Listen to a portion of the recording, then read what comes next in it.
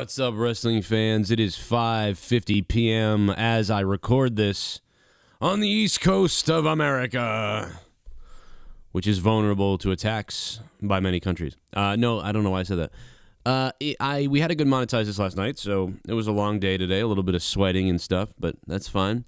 Ivan Koloff passed away. What is it? Every morning I feel like now am I going to be reporting on a former legend wrestler who dies? I mean, this is awful. I don't want to do this. I don't want to do this. Please stop dying, people that were awesome.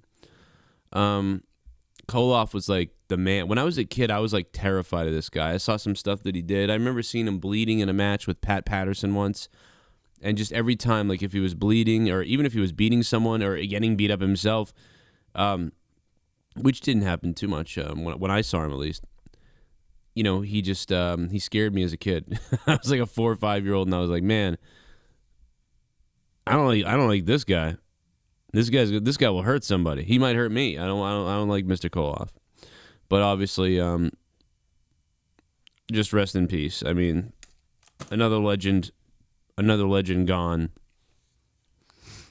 Another guy who molded people and molded the business gone.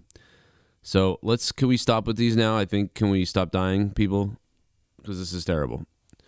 It looks like, Jeff Jarrett, I know this is mostly talk about WWE news, but I'll go into some TNA news real quick. Jeff Jarrett was recently asked about Matt Hardy's success, and, with Jeff Hardy taking over, or Jeff Jarrett, rather, taking over TNA. This comes from The Sun. He says, I prefer to call it a matchmaking or booking because Matt and Jeff, Broken Brilliance, they are the creators of that.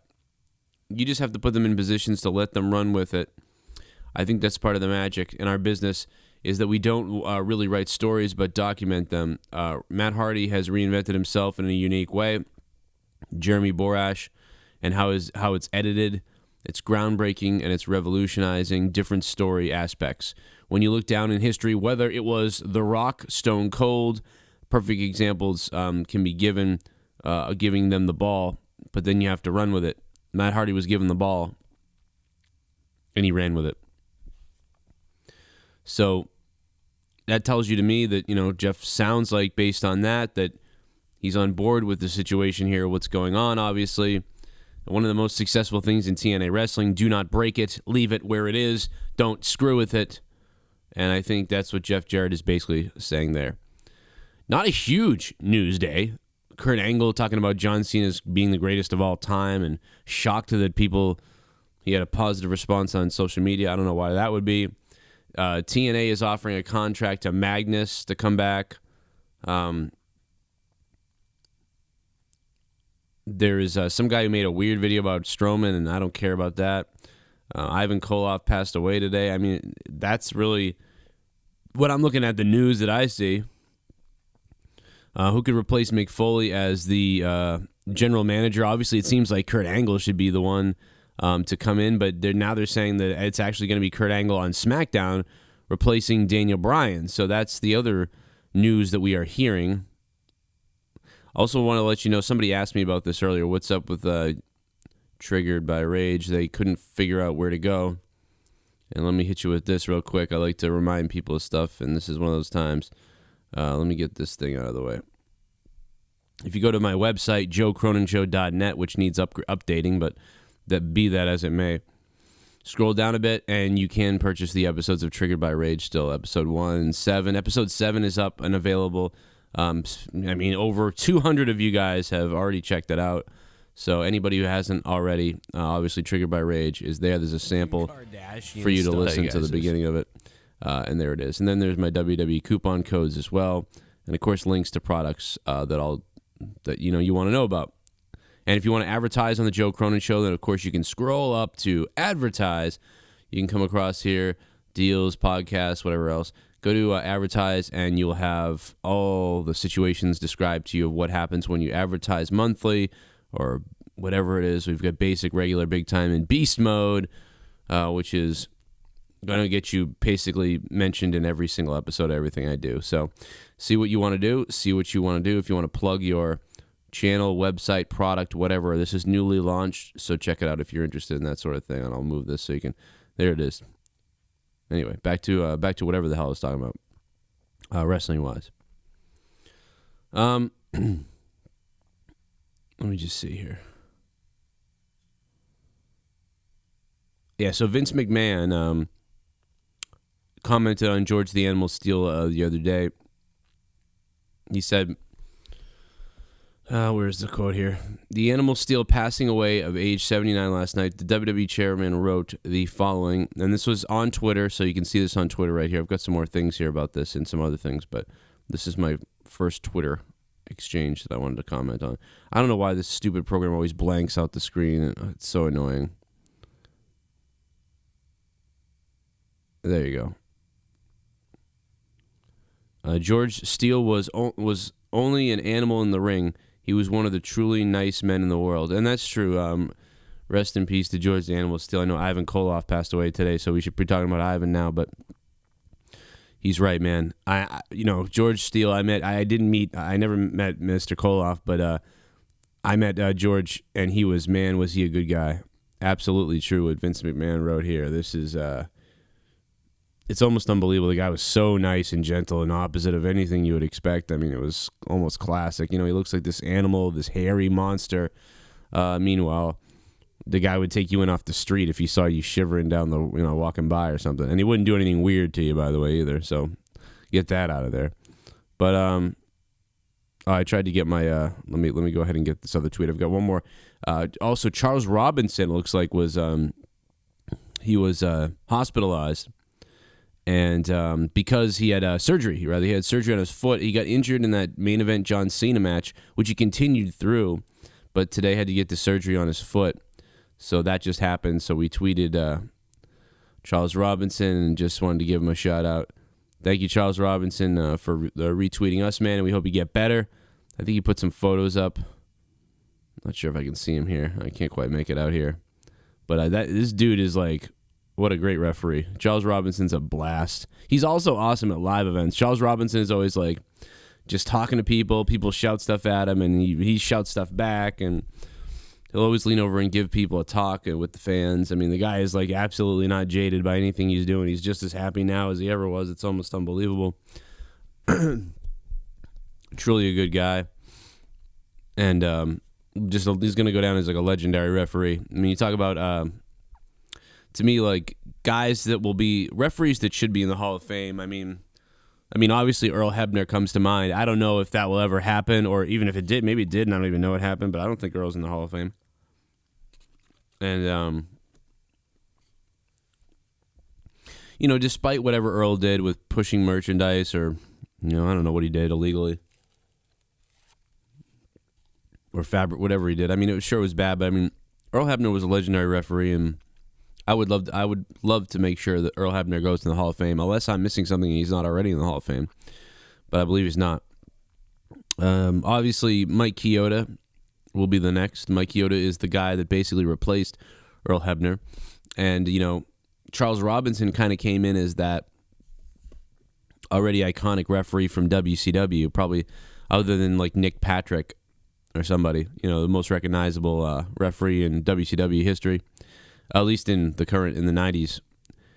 So, you're looking at maybe Charles Robinson, Mike Chioda, and Earl Hebner as three referees that could really make it possibly into a Hall of Fame for the WWE. Maybe there's other referees, that you guys like that you think should make it as well. Maybe somebody really wants Tim White too, because he's been out of the business now, or been out of the WWE for a while now.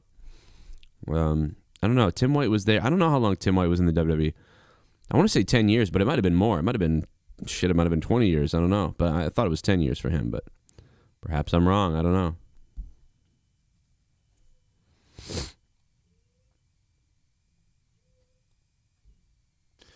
I'm not going to break it down for you, but there is a great article on looking at the effects of brand exclusive pay-per-views on the WWE ratings, and you can see that there's a drop in viewership on SmackDown before a pay-per-view, but a large, and on Raw, but a large increase in viewership right after a pay-per-view happens whether it's brand exclusive or not. And that is available. It's on the Wrestling Observer. If you go to the Wrestling Observer newsletter, you'll see it. Or if you go to f4wonline.com, it's up there, and it's a good article. I think it's enjoyable. So if anybody's interested in that, go there and read it. I don't like reading, and frankly, I was a little confused by the whole thing because I had to read more than a paragraph. But it looks interesting. You guys can check it out. I'm not gonna look at it. Oh my God, talk about lazy, right? That's when you know you're just like, I don't know. Finn Balor, this is the big news that everybody wants to talk about.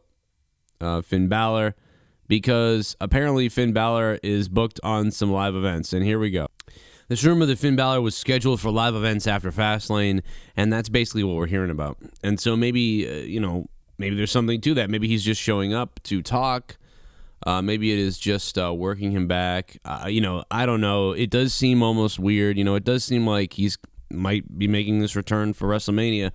A lot of us put our money on him just showing up the night after WrestleMania and almost repeating sort of what happened before. But I really do believe, I thought that he was going to show up the night after WrestleMania and he would not be there for Mania. But, at this point, they need everything they can get for Mania. So if he's going to show up, great. But at the same time, injuries, you want to keep him safe and make sure everything's okay. Just like Seth Rollins. And these are two guys that could probably miss WrestleMania. I mean, Seth Rollins has sort of unfinished business with Balor, to be honest, with what they did. But Seth Rollins has unfinished business with Triple H, and just the whole thing is a mess because of injuries delaying rivalries, because where the injuries took place during the rivalry or whatever, during the issue, during the storyline, during the line, during the time, do the Rhine, call the Nime. Sorry. I'm out of my mind right now. That monetized this just bleeds into my day. I think last night when I called that line as Sean's View, and I told her I was going to be there's going to be a loan by the phone, and it was I don't know, I kind of lost my mind there, but it was good. Oh boy, what a day! I'm just hanging out here. I figured I'd do this kind of like lazy-ish video that, I got to put something out there, right? But yeah, let's hope that Finn Balor, I hope, out of selfish reasons, I hope Finn Balor comes back for WrestleMania, because if he doesn't, that's just another thing that I'm not going to see at WrestleMania, and I want to see it at WrestleMania. It's funny that my video's on right now, because it's like, because in the daytime I have to do videos upstairs, because downstairs it's like a kid's gym. I feel like I regressed back to 2012 when I used to make videos, because I used to actually make videos up here in 2012 and before that. But now here we are, 2017, and I'm back up here. What's up? But I don't know. I'm trying to figure out a way to do the studio thing. I don't know. There's just nowhere to go. So everybody go buy episodes of Triggered by Rage, and then maybe we'll get that house eventually, and then I'll build a studio area. Actually, one of my plans too, if I do build a studio area, is to invite people, because a lot of times like wrestlers and stuff like that are like, I'll just come over, or if there's like a show, then they could come over, or we could interview them there. But a lot of people would come in because they see my setup and they're like, oh, can I come? I'll just come over there. And I'm like, no, this is a living room. This ain't a place to hang out. They see the glowing lights in the wall sometimes. Most of them understand it's a living room, but some people are like, oh, is it like where's your office? And it's like, that's the house. That's my house. You don't want to be here. My kids will try to eat you. You'll be weird. You know what I mean? You're sitting here with Chris Hero, and the next thing you know, the 3-year-old wants to, hit him in the head with a friggin' screwdriver. Also this thing with Kelly Kelly signing a 3-year deal apparently with WWE. I've seen this mentioned a lot of places, but I haven't seen some kind of crazy official statement, which we usually see. I've seen the same sort of news reports about this that I saw about Summer Rae being fired, and she's still with WWE. By the way, that is a correction. Summer Rae did not get fired. I don't know where this came from, but it was all over the place. It was similar to the Randy Orton, when the fuckers wrote that Randy Orton... every 6 months, there's like a goddamn rumor that Randy Orton got suspended for a wellness policy violation. So that went around a couple weeks ago, and I immediately was like, well, this is bullshit.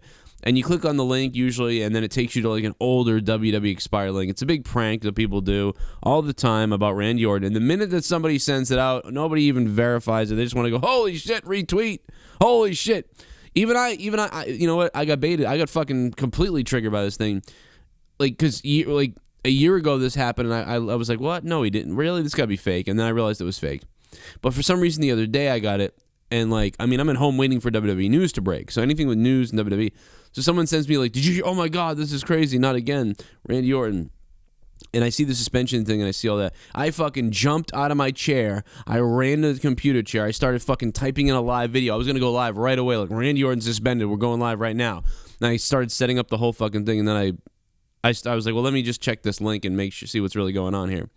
And then I was like, oh, this is that bullshit Randy Orton is suspended story that has been around for 3 years. And I'm just like, God fucking damn it. And, you know, not that I really want Randy Orton to be suspended, because it really would have fucked things up. As a person who covers wrestling and would make money off of this, I was kind of disappointed. I was like, wow, this is going to be, oh my God, like, we're going to have a fucking day. We're going to stream for 3 hours straight on this, if not more. So that weird selfish side of me that wants to be successful based off of misery did take over a little bit. But in reality, I'm very happy he's not suspended, because, oh my God, what kind of sufferable shit would have happened if he was? I mean, luckily on SmackDown, they can figure out how to book things, so we probably could have been okay. But still, you never want anybody to be suspended for shit like that. So I should probably whip my own ass for fucking even thinking about it. But that's fine.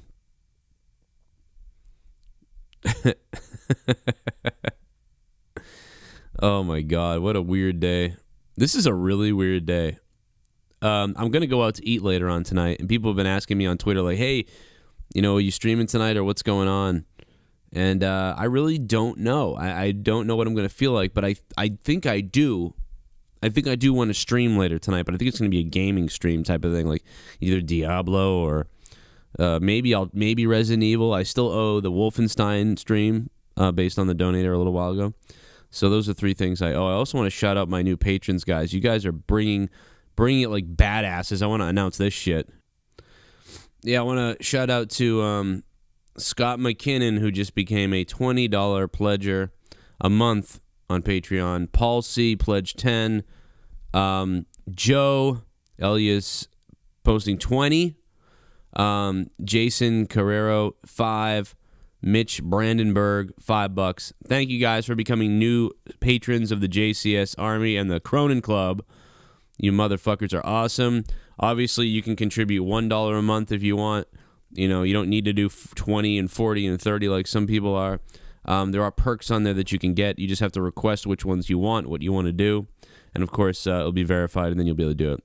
So thank you guys very much. We are now up to 46 patrons, 46 people supporting, and there's the new few of you. Although Matt had to edit his pledge. Matt, actually, this is interesting. He dropped 20 one month, and then he had to edit his pledge to $5. So that's perfectly fine. You know, if you have to change yours, you can change it any time. If you're like, you know what, I can't afford $5 a month, I'll just give you $1 a month. You can do that too if you want. But you guys are the ones that run the show, basically. So thank you guys for that. If you desire content and you don't like to donate or support or pledge or whatever the fuck you want to call it, whatever tips, I don't know, whatever bullshit it is, then I suggest buying the episodes that you haven't heard of Triggered by Rage. We're also going to be recording a new episode of Beer Goons, I believe. I thought we were going to do it today, but I got to be honest, I haven't heard from JD. I don't know what's going on. I tweeted him, I texted him yesterday. He didn't get back to me at all. And yeah, it's weird. I got my text messages right here. At yesterday at 11, during the day, I said, monetize this. Are you coming? Do you think you want to come? He didn't say anything. I said, people wondering if you want to pop in. He didn't answer me, and he hasn't said anything today. So I don't know what's up with Beer Goons today, or if we're going to record it tomorrow. I think maybe we decided on tomorrow. I forget. But I'll try to reach out to him and figure out what's going on. Oh, yeah, taste it good. Taste that shit. I just burped. I'm going to burp all over fucking my own ass. Love everybody. What's going on? I don't know why people got so butthurt the other day because I tweeted Kevin Scampoli. I mean, I've been fucking tweeting, like literally, if this JD shit didn't happen with him, I have been tweeting Kevin Scampoli for like over a year or a year or something. I don't know how long it's been. So I don't know why people freaked out It's not like all of a sudden this has happened, you know. I'm just looking at the tweets. Fucking idiots. Blocked Lesnar at CG Curtis on Twitter just asked me, what do you think of the rebranding of my Twitter accounts and pics? I like it. I like it, Curtis. I'm going to retweet you right now for that. I'm going to retweet you because you're cool. Matt the Misfit says, Joe, Balor's being advertised for 3 to 4 live events next in months. Balor will be at Mania, I think. I think it will be Balor versus Joe. Good call, Matt the Misfit. I would love that. And you know what? Imagine if Seth Rollins could get back to WrestleMania. Imagine if Seth Rollins gets back to WrestleMania. Somehow is able to make it and face the game, Triple H. And then also Finn Balor shows up and we get Finn Balor and Samoa Joe at WrestleMania. On top of everything else that could be happening at WrestleMania. I mean, man, that could be... The complexion of WrestleMania could change big time. Doesn't mean the build still won't suck ass, because I'm afraid of that. But that has the potential to be pretty freaking awesome. And that would pop a lot of cherries out there. What else do we got here on Twitter? Well, it's funny. Somebody, Walter Snow, we were talking at Philly Fan 215. He was talking to JD about how Call of Duty's dead, and he was like, "Hey, JD, you're not gonna upload any shit on Call of Duty and stuff."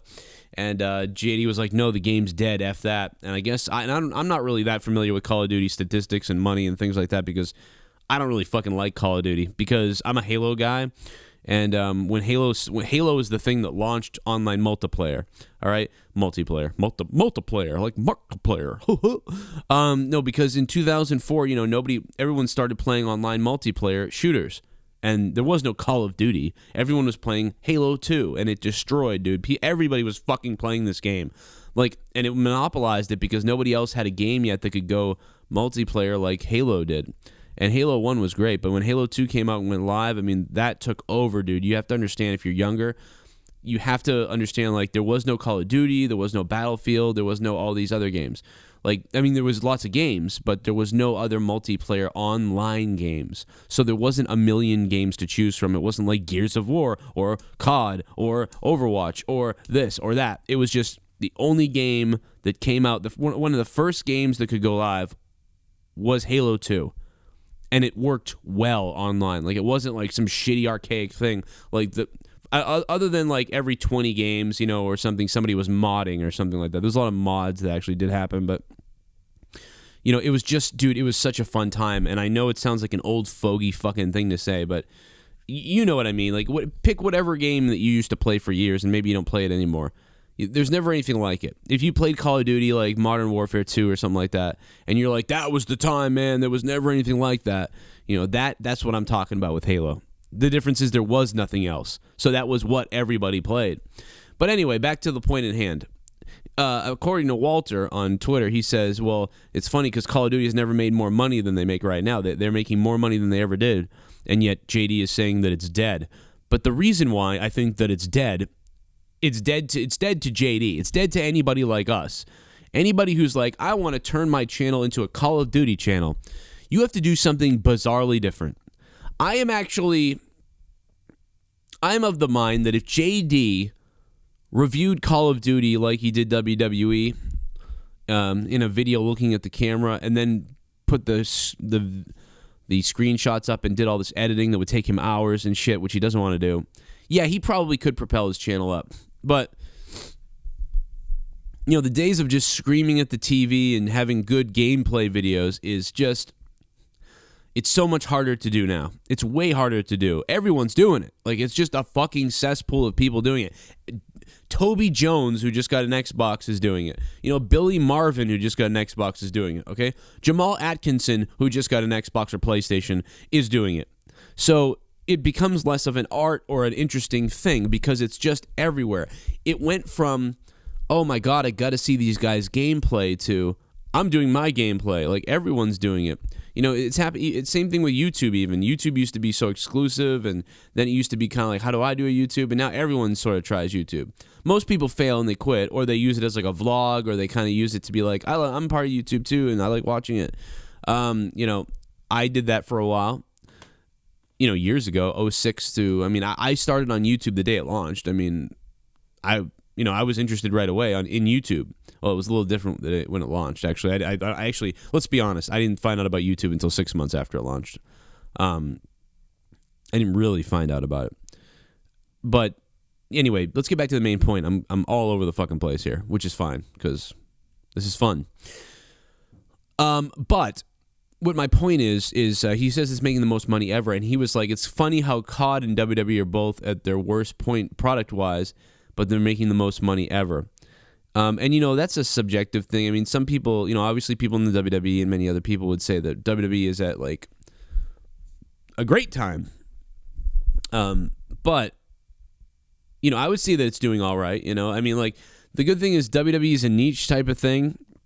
Not a whole lot of people are doing it. There's very few. You could, I suppose you could name 10 wrestling channels that cover wrestling and in that conversation, I hope I'm in the top 10 somewhere. I don't know if I am or not. I have a different style on my YouTube channel. My YouTube channel is, yes, it's about reviewing wrestling. It's about podcasting about wrestling. It is about that stuff, but I also take myself way less serious than a lot of other people do. So sometimes I don't factor into a conversation when some people talk about, this guy or that guy. Grimm's Toy Show is kind of that way too. Grimm's Toy Show has, he's trying to entertain you with his show, plus do the wrestling stuff kind of on the side. I'm more of like a 50-50. I'm trying to cover wrestling, react to wrestling, take your phone calls on wrestling, take your donations and stuff. I'm like doing everything all rolled into one. Like I'm trying to do everything, but I'm also trying to entertain people at the same time. I don't want to just say, well, let's get to question number 3 by Jake. Jake says, I think, and and it's a big dorky thing. I'm trying to sort of break out of that. I'm also trying to be shocking. I'm also a character. That's why I don't use my real name, because I'm a character. Joe Cronin is a character. I mean, I'm giving you sort of my honest opinion, but there's also a little bit of a flair to it that maybe I wouldn't, maybe if I say something a little crazy, I wouldn't normally say that in real life. I don't know. So there's a little bit of all kinds of shit going on my channel that's different. But anyway, again, I strayed from the point. The Call of Duty is making the most money ever. But yeah, the commentary, the COD stuff, it's dead because there's just not a lot of stuff. If JD uploads something like on Call of Duty, I mean, he's going to have his core fans who used to watch that stuff who watch. What, he's going to get 3,000, 4,000, 5,000, maybe 10,000 views. But that's depressing to JD and depressing to anybody else because when he does a wrestling video, it's gonna do like 30,000 views. Why would you? It's hard to say I'm gonna waste 3 hours making a video and then uploading it, and like 5,000 people are gonna see it. Rather than do that, I'm gonna record an hour wrestling program, make 5 times the money, more views, gain new subscribers. Nobody's gaining subs off Call of Duty stuff. I mean, aside from like. I think someone should. I have a lot of ideas for what you could do if you're starting a Call of Duty channel or you're starting a video game channel. What I would do is I would say I would like start a game. I would stream live, and I would have a game within the game. Like every time I died in Call of Duty, or every time I didn't get 3 kills in a row or something like that, I would like smash something over my face, or like how I would have to like pour ketchup on my face. And if you did stuff like that, innovative stuff live, maybe you'd get goofy and you'd get like a following somehow. I don't know. But the people that are already there are kind of already cemented. It's very hard to break through. Could somebody do it again? Yes, they could. But out of thousands of people doing it, hundreds, just oversaturation, you can't find anything. I mean, let's say tomorrow a small game came out called Bunghole Drive. And in the game, the point is to put a driver golf club up some guy's ass, right? That's the game. And let's say only a few people know about it, but they really love it. And it's like addictive, and you're like, this is the fucking craziest game I've ever seen. Well, I would start, and then more people started playing it, and you started to see that it went from, 5,000 people started this thing to, oh my God, they've now got 100,000 subscribers on their gameplay channel, on their gaming site, and everyone's downloading it, and they're starting to sell the game more. You'd almost want to start a website on that. You'd almost want to start a YouTube channel on that game, if you thought the game was something that was valuable. And you could launch your whole YouTube career off that, because you could be the first one to cover the game. You could be the first one to be daily videos on it, and people start searching it. What if the video game goes viral? What if then that game becomes the next game that everyone's playing? It becomes like the next Overwatch or something. Bunghole Golf Drive. I don't know what the fuck I just said. Feel free to take the idea. I'm sure it won't work, but take it. it would be great, and you could do well. You could gain, and so let's say like within 2 weeks, because it doesn't take long. Remember Pokemon Go? Like there was like legit like 1 million people, probably. I don't know how many people they have, but there was a good amount of rabid people who wanted to play that game. But then it was the amount of people that ended up getting the game that didn't think ever that they were going to get it or didn't even know about it. They bought it. That was the main like impressive thing, right? Like 30% of the people that own that game already wanted to own it for a while. But like 70% I feel like were hype, right? Like everybody, even I played the fucking thing, and I'm not that into Pokemon, right? Me and JD were driving around catching fucking Pokemon. Like me and JD from New York. Like I like opening up Pokemon cards a little bit, and I don't play that much Pokemon at all. Leah does. So Leah got the game, but I got the game. Think of that. You broke through to me. I was like, I have to play this, and I played it for weeks. So that's what a game like that could do if it came out and went viral like that. So you'd want to make that channel like immediately. And let's say, it was like, and people did this off Pokemon. You saw this exact thing off Pokemon Go. Whoever the first people were to start making Pokemon Go videos and shit, bam, they shot up there. Now, once Pokemon Go dies, you have to make the decision of, do I stick with Pokemon genre or do I move to other video game stuff? And you sort of have to gauge your audience and find out like, will they watch me do other gaming videos, or do they want to watch me doing activities like Pokemon Go was, or do they want to hear my commentary on things? So it's just weird. But anyway, so you make that channel, and if you get like 500,000 subscribers off it, right? Say you get 500,000, you become like the #1 channel that covers that game. I mean, you're done. You're set now. And now you can even make another channel, and you can tell people, hey, listen, I talk about movies on my other channel, or talk about movies on your new channel and see how it does, if it does well, and you just grow from there. So what the fuck am I talking about? I have no idea what I'm talking about right now. So that is how you could grow a channel, I guess, with video games. But with Call of Duty, everybody and their mother has already done it. I suggest anybody who wants to make Call of Duty videos and become successful, get ready for the new Call of Duty game. Because Call of Duty is talking about like, we're going back to the old school, back to the way things were, or something like that. So maybe launch a channel when that game launches to create hype and do your best. I don't know. Or if you're an older channel that's been gone for a while, launch then. Or maybe JD himself will launch again then. Maybe. And if he's smart, he will. Actually, JD is smart. He will do it. He will make sure to have the game. That way he can do gameplay the minute it comes out, plus review it. And I think if he did a very critical review of it, that would do well as well. Maybe I'll even fucking do one. I don't know. I do this whenever Halo comes out because people know that I love Halo. And that being said, it is an interesting thing that we think that, wow, Call of Duty's dead, and we think WWE is dying. And meanwhile, both companies are turning, apparently, according to Walter in this comment, the biggest profit they've ever had. So that's almost unbelievable. So let me scroll down here and see what else we got. Momo says, at Momo came through, talking about Data and Star Trek and Worf. And goddamn, I love Star Trek The Next Generation. Absolutely do. 1987 it debuted. I was 3 or 4 years old. I was 3 years old. And I just loved watching it with my parents. And it ended in 93, TNG did. And I just love that show. When you first see it, you think it's this boring show, or it looks like somebody called it Space Library, but it's way better than that if you watch a few of the good episodes. There's a few episodes you could watch and be like, what the fuck? But if you watch the right episodes, you'll be good. And I've seen that series so many times. I've watched season 1 through 7 probably 100 times. And it's so bad that, you scroll through the episodes to watch, and the minute you look at the episode thumbnail, you're like, oh, I know what happens, and you don't want to watch it anymore, but you love it anyway. Kishore, I am Kitu917 on Twitter. He asked me, what the hell did he ask me here? He asked me who I would wrestle at WrestleMania, anybody. And I guess I take it as that's fantasy booking that is almost impossible to happen. So I would wrestle Shawn Michaels at WrestleMania. If you're talking about the current roster, I